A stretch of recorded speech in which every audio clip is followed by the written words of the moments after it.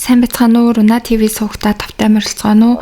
Өнөөдөр би та бүхэндээ Солонгост гарсан нэгэн хэргийг ярьж өгөх гээд бэлдлээ. 2023 оны 5 сарын 5-ны шөнийн 9 цаг 30 минутын орчимд цагдаагийн газрын 112 дуудлагын төвд нэгэн эмэгтэй маш их сандарсан айсан дуугаар авраарай гэж байн орилж залгадаг. Эхлээд цагдаа нар түүнийг тайвшруулахыг оролдож ямар нөхцөлд байгаа талаар нь асуухад тэр эмэгтэй нөхөр маань хутгалуулаад амиа алдчих шиг боллоо гэсэн маш аимшигтай үгийг хэлдэг. Тэгээ уцаар ярьж байгаа хоорондоо болохоор хин нэгэн рүү намайг амьд үлдээгээч гэж гуйж байгаа нь сонсогддог.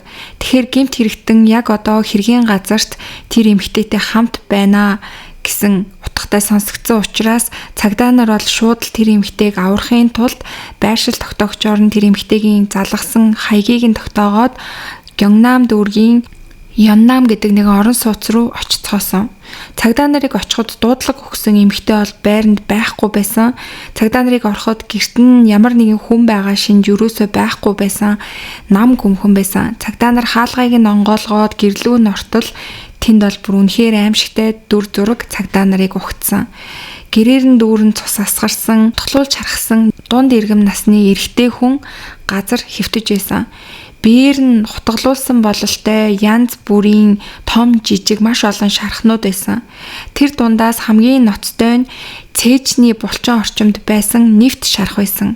Маш гүндүрж зүүн хавирганы хэсэг болоод уушгийг нь нэвтэлсэн байх магадлалтай харагдаж байсан. Иймээс цагдаа нар бол яаралтай түргэн тусламж дуудаж түргэн тусламжийг ирэхэд хохирогчийг шууд эмнэлэгт хүргэсэн. Гэвч харамсалтай нь яаралтай эмнэлэгт очсон хохирогчийн хувьд цээжний хутгалалтын улмаас маш их хэмжээний цус алдсан учраас амь насыг нь аврах боломжгүй харамсалтайгаар амь насаа алдсан. Хохирогчийн хувьд болохоор дуу гэдэг овогтой 46 настай эрэгтэй болох нь тодорсон. За тэгээ цагдаа нар болохоор яг энэ хэргийн сэжүүрийг олохын тулд хамгийн түрүүнд мэдээж тэр дуудлага өгсөн эмэгтэйг олох шаардлагатай болсон. Мөн цагдаа руу дуудлага өгөхдөө авраарай гэж хэлж байсан учраас цагдаа нар тэр эмэгтэйг маш яаралтай олохгүй болвол тэр эмэгтэйгийн амь насанд ч гэсэндээ аюул учрах магадлалтай гэж үзэж байсан. Цагдаад дуудлага өгөх авраарай амьд үлдээгээч гэж хүсэж байсан учраас хэрэгтэн тэнд хамт байж байгаад эмэгтэйг бол барьцаалаад аваад явсан байх магадлалтай гэж цагдаа нар үзэжсэн. Ингээд бол яаралтайгаар хамгийн түрүүнд тухайн хэрэг гарсан орон сууцны CCTV-г нь шалгаж үзэхэд нэг сэжигтэй харагдсан эрэгтэй хүн 9 цаг 33 минутын орчимд нэг давхрын хаалгаар нэг эмэгтэйг чирээд гарч байгаа тийм дүр зураг бичигдсэн байсан. Цагдаад ирсэн дуудлага бол оройн 9 цаг 30 минутад ирсэн байсан учраас эмэгтэйг дуудлага өгснөөс 3 минутын дараа тэр эрэгтэй эмэгтэйг бол байрнаас чирээд гарч байгаа нь бичигдсэн байсан гэсэн үг. Ингээд цагдаа нар бол яг тэр эрэгтэйг алуурчин байх магадлалтай хамгийн сэжигтэй хүн гэж үтсэн. Ингээд байрны машины зогсоолоор нь гарч байгаа машинуудын дугаарыг нь тодруулан шалгаж эхэлсэн. Ингэхэд машины эзэмсэгч нь тухайн үед 52 настай Пэг гэдэг эрэгтэй хүн болох нь CCTV-гээр баталгааждаг. Харин дуудлага өгсөн эмэгтэй болохоор амиа алдсан хохирогчийн эхнэр 47 настай уу гэдэг эмэгтэй байсан. Өөрөө бол мэдээж цагдаа нар тасралтгүй залгаж исэн гэвч гар утас нь унтраастай ямар ч холбоо барих боломжгүй байсан. Ингээд цагдаа нар бол машины гарсан чиглэлийг таамаглан ойролцоох бүх тэр замын CCTV-нүүдийг татаж шинжилж эхэлсэн. Мөн замын цагдаагийн газартай хамтран яг тухайн бүс нутгаар явсан байх магадлалтай гэж үзэж байгаа бүх тэр камеруудыг шүүж эхэлсэн. Ингээд үр дүнд нь Пегийн машиныг Тэгүү хотын Бүггүү гэдэг дүүрэг рүү зугтсан болохыг нь тогтоосон. Гэвч шөнө яг тэр Бүггүү рүү зугтаагаад тэрнээс хойш бол ерөөсөө замын камеруудад түүний машин явж байгаа тийм бичлэгүүд ерөөсө харагдаагүй. Тэгэхээр ер нь бол цагдаа нар хэрэгтэн машинаа орхиод нийтийн тээвэр юм уу эсвэл таксигаар цогцсон байх магадлалтай юм байна гэд таамаглаж байтал нэг мэдээлэл цагдаагийн газарт ирсэн. Тэр нь болохоор 5 сарын 6-ны шөнийн 1 цаг 45 минутанд Пэг уутай цуг Кёмбугийн Ёнчоны нэгэн дэлгүүрт орж дараа нь Имгэм нэртэй мотель руу явсан болох баталгааждаг. Ингээд хэрэг гарснаас хойш 4 цаг орчмын дараа Ёнчоны нэгэн зам дээр цагдаа нар алхаж яваа хэрэгтэн Пегийг илрүүлээд газар дээр нь аллагын сэжигтнэр яаралтай баривчилж чаддаг. Аз болоход бол уу түнтэй хамт явж исэн. Тэгээд ямар ч биенд нь тийм аюул учраагүй яг хэвийн байдалтай явж исэн ба. За ингээд мэдээж цагдаагийн газарт баригдаж ирсэн Пег бол байцаагт өгж эхэлсэн. Тэгээд тэр хэлэхдээ хохирогчийн эхнэр уу бид хоёр бол дотн харилцаатай байсан. Хэрэг үлдэх болсон шалтгаан маань уг нь бол нөхөртөөгөө салаад надтай амьдрна гэж ярьж исэн мөртлөө гинэт бодол санаагаа өөрчлөөд надаас урвсан. Тийм учраас би түүнд маш их уурлаж, маш их цочирдол авсан.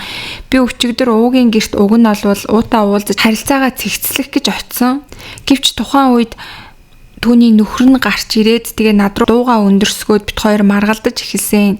Тэгээ энэ байдлаас болоод би санамсаргүйгээр түүний амь насанд хүрсэн. Энэ бол яагаад ч тийм төлөвлөсөн гэмт хэрэг байгаагүй гэж мэдүүлж эхэлсэн. Гэвч цагдаа түүний үгэнд бол итгээгүй. Яагаад гэх юм бол CCTV-ний хугацааг нь наривчлан шалгахад Пег бол анх тэр дуугийн гэрт ирж байгаа цаг болоод хохирогчийн эхнэрийг дагуулan гэрээс гарч байгаа. Яг энэ цаг хоёрын хооронд бол 10 минутын л завсар гарч байгаа. Тэгэхээр 10 минутын дотор бол муудалцаад тэгээ гинт хүн амны хэрэг үйлдэнэ гэж бол байхгүй. Энэ бол дэндүү богинохоо хугацаа байна. Энэ хооронд бол хэрүүл тийм удаан өрнөөд хурцтаад хутга аваад хүний амь насанд хүрэх боломжгүй гэж юу нь бол цагдаа нар таамаглаж исэн. Тэгээд цагдаа нарын бодож байгаагаар л төлөвлөж ирээд шууд гэрт нь ороод түүний амь насыг хөнөөсөн байхаа гэж таамаглаж исэн. За тэгээд цагдаа нарын хувьд болохоор Пегийн талаар судалж явах явцад энэ хэрэг бол түүний үйлдсэн анхны хэрэг нь биш байсан. Урд нь бас нэг хүн амны хэрэг үлдэжсэн болох нь бол илэрсэн. 2013 онд хүн амны хэрэг үлдээд 11 жилийн хоригдох ял аваад 2020 оны 8 сард Тэнсэнгээр суллагдсан тийм хүн байсан. Тэгэхээр энэ удаагийн хэрэг нь бол яг түүний үлдсэн 2 дахь хүн амны хэрэг байсан гэсэн үг. Үүнээс гадна бас нийт 10 удаагийн ял шийтгэлтэй хүчирхийллийн шинж тэмдэгтээ 6 удаагийн хэрэгт холбогдчихсэн болох нь мөн илэрсэн. Тэгэхээр энэ хүний хувьд болохоор хүн амны хэрэг үлдчихэд шоронд 7 жил хоригдчоод Тэнсэнгээр суллагдаад тэг явж байхдаа дахиад хүн амны хэрэг үлдсэн гэсэн үг болж таарж байгаа. За ингээд 2023 оны 5 сарын 7-нд хэрэгтэн Пегийг дуугийн амь насыг хөнөөсөн хэрэгээр мөн ууг барьцаалсан гэсэн 2 хэрэгээр цагдан хорж прокурорт хэргийг шилжүүлсэн. Прокурорын хувьд болохоор гэрчийн мэдүүлэг уу болон Пег хоёрын утасны хоорондоо ярилцсан яриа мессеж зэргийг нэгтгээд тэр хоёрын яг хоорондоо ямар харьцаа холбоотой байсан, анх яаж уулзсан гэх мэтчлэн зүйлсүүдийг нь бол гаргаж ирсэн. Тэгээ шалгалтаар тэдний анхны уулзалт нь 2022 оны 10 сард танилаараа дамжуулан танилцсан болох нь илэрдэг. Танилаараа дамжуулж танилцсанасаа хойш тэр хоёр аажмаар дотносож дотн харилцаанд орж нууц амаргууд болсон байсан. Тухайн үед уугийн хувьд нөхрөөсөө салах гад бэлтжижсэн үеэсэн. Пегийн хувьд ууг нөхрөөсөө салах процессын хугацаанд бол тусалж исэн гэдгийг илэрдэг. 2022 оны 11 сард Пег салалтын өргөдөл бэлтгэгтэн туслаж байхдаа анх нөхөр дуутай нүүр тулж уулзж ирснээс илэрдэг. 2023 оны 5 сарын их хүртэл хэрэгтэн Пег болоод уу хоёр хамтран амьдарч ирснээс илэрдэг. Уугийн хувьд бол нөхрөөсөө хэдийгээр салаагүй байсан ч гэсэндээ яг нөгөө салах гад өргөдлөө өгсөн энэ хугацаанд бол хэрэгтэн Пегтэй хамтран амьдарч исэн байгаа. Тэг хэдийгээр ингээд нөхрөөсөө салах гад тэгээ энэ хэрэгтэн Пегтэй хамт амьдарч исэн ч гэсэндээ нөхөртөөгөө бол бас хаяа уулзж исэн нь бас илэрсэн. 2023 оны 5 сарын 3-ны өдөр болохоор хэрэгтэн Пег болоод хохирогчийн эхнэр уу хоёр хамтдаа юм яриад тэгээ арх уугаад сууж ах үедээ хоорондоо хэрэлдэж ам зөрсөн. Яг тэр үед болохоор Пег уура барьж дийлэхгүй хананд нударгаараа бол маш хүчтэй цохиж эхэлсэн. Мөн уугийн хоолойг боож эхэлсэн байгаа. Тэгээ энэ үед болохоор уу анх удаага Пегийн ийм аимшигтэй дүр төрхийг нь хараад түүнээс бол бүр маш их айж дотроо энэ хүнтэй хамт байх боломжгүй юм байна. Энэ хүн бол маш аимшигтэй хүн юм байна гэсэн бодол төрөөд түүнтэй харилцаагаа зогсооё гэж шийдсэн байгаа. Тэгээ энэ шийдвэрийг гаргасныхаа дараа нөхөр дуутайгаа уулзаж тэр хоёроос хоорондоо ярилцаад тэгээ ер нь бол хоорондоо салъя гэжсэн тэр өргөдлөө буцаахаар шийдсэн. Өргөдлөө буцаахаар шийдснийхаа дараа Пег рүү залгаад тэгээ би ер нь чамаас салахаар шийдлээ. Би нөхөртөөгөө буцаад амьдрахаар болсон гэж хэлээд тэгээд түүний утсыг нь авахгүйгээр блоклчихсан ба. Тэгээ үүний дараа болохоор яг уугийн нөхөрч гэсэндээ хэрэгтэн рүү залгаад одоо ингээ эхнэрээс минь хол бай бит хоёр амьдралаа буцаага шинээр эхлэхээр шийдсэн гэж түүнд хэлсэн. Тэгээ энэ үед бол мэдээж Пегийн уур бол маш их хүрсэн. Тэгээд үүнээс хойш уу болоод түүний нөхөр хоёр руу маш олон удаа залгсан боловч тэр хоёр бол хоёулаа түүний утсыг блоклчихсан байсан учраас ерөөсөө утсаа аваагүй. Тэгээ энэ өдөр болохоор Пег бол маш их хэмжээний арх уугаад найзынхаа хоолны газраас хутга хулгайлж аваад явсан гэдэг нь бол сүүлд илэрсэн. Ингээд хэрэг гарсан өдөр буюу 5 сарын 5-ны өдөр Пег уутай холбогдож чадахгүй байсан болохоор түүний гэр рүү очихоор шийдсэн байгаа. Тэгээ түүний гэрийг бол угаасаа мэддэг болчихсон байсан. Тэгээ гэрт нь очиод ингээ хаалгыг нь тогссон чинь хохирогчийн эхнэр юу ч бодолгүй хаалгаа шууд онгойлгоод өчөв. Энэ үед шууд Пег бол гэрлүүн дайрч орж ирээд хутгаа барьсан гараараа ууг хөлгөж унгаагаад том өрөө рүү норсон. Тэгээ энэ үед хохирогч дуу зочны өрөөндөө хэвтэж байсан. Тэгээ ямар ч үг ярих боломж олголгүйгээр Пег бол шууд дуу дайран түүнийг хутгалж эхэлсэн. Нийтдээ 9 удаа хутгалсан болох нь сүүлд илэрсэн.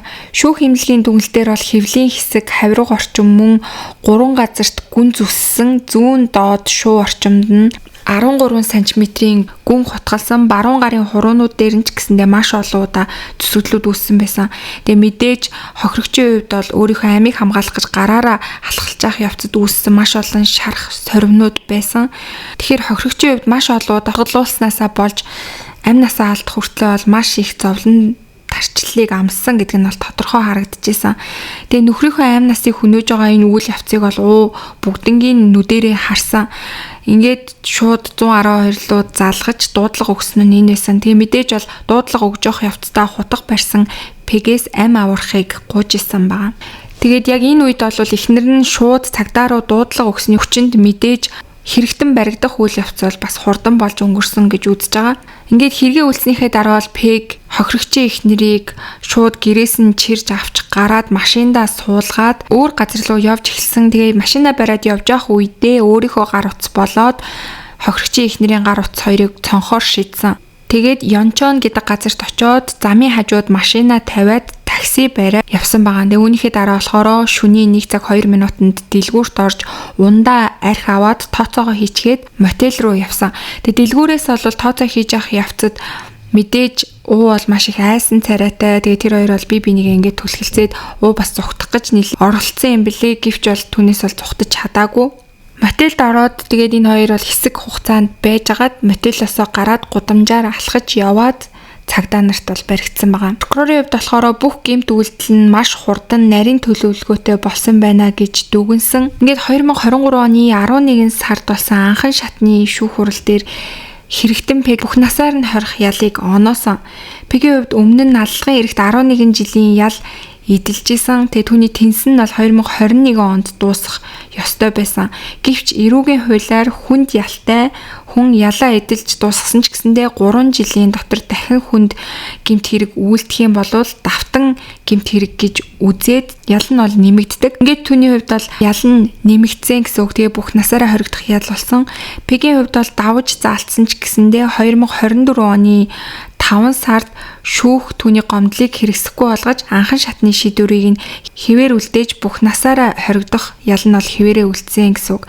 Тэгэхээр одоо ер нь шоронд бүх насаараа хоригдож байгаа гэсэн үг. За ингээд өнөөдрийн та бүхэнд бэлтгэж хүргэсэн хэрэг маань энд хүрээд өндөрлж чинь. Тэгээд миний бодлоор эхнэр нь нөхрөөсөө хэрэгээр салах гэжсэн ч гэсэндээ яг энэ бүх зүйл нь бол хууль ёсны дагуу салалт гэж тооцогдоогүй байх явцад өөр хүнтэй уулзаж энэ Пег гэдэг хүнтэй уулзснаас бас ер нь бол хэрэг үүдсэн бах гэж бодож байна. Тэгээ тэр Пег гэдэг залууд бас гордлого төрүүлээд нөхрөөсөө салаад өөртөө суун гэж хэлчихсэн байжгаад буцаад нөхөртөөгөө амьдралаа гэж хэлсэн нас энэ Пегийн уур бухимдлыг маш их хүргэж өмнө нь аимшигтай гэмт хэрэг хийж исэн угаасаа юм догшин харгас хэрцгий хүний бол бас энэ зан авирыг хөдөлгснөөс болж ямар ч гин буруугүйсэн түүний нөхөр амиа алдахад бас хүрсэн ч гэсэн нөлөө байгаах гэж би бодож байна. Та бүхэн бас юу гэж бодож байна?